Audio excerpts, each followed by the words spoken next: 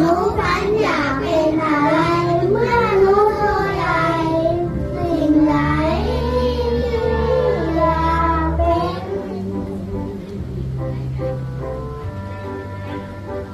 รู้อยากจะเป็นหมอรักษาคุณพ่อตอนไม่สบายรู้เป็นหมอคอยทรงจำใจรู้จะเป็นคุณครูคนที่รู้ตามใจเป็นคุณครูคนที่รู้ตามใจ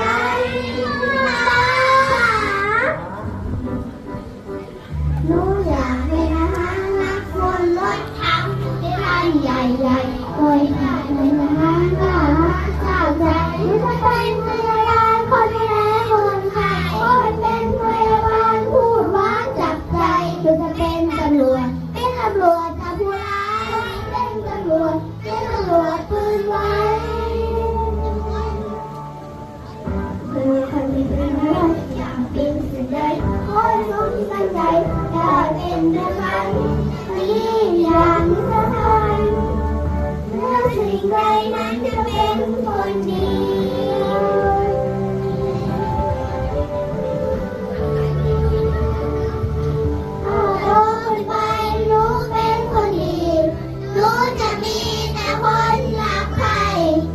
สิ่งใดคิดอะไรไม่ได้ดังใจ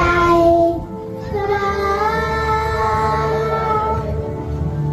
คนรักไหนนั้นจะเป็นเพื่อนเราความไหนเหงาจะไม่เจอ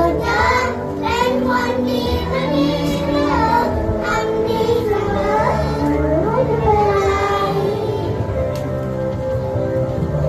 ถ้าโตกันไปจะเป็นคนดีทำสิ่งใดคิดอะไรไม่ได้หนักใจสบาย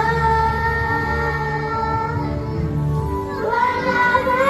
จะเป็นเพื่อเราความหมายเราทำไมเจอเจอ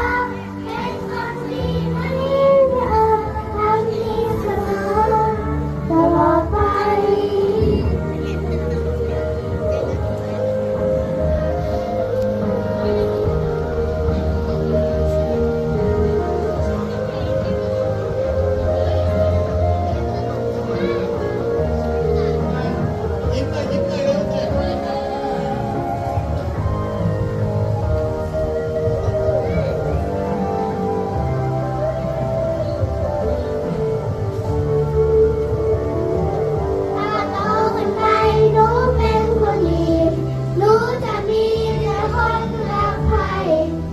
สิ่งใดคิดอะไรไม่ได้หนักใจสบาย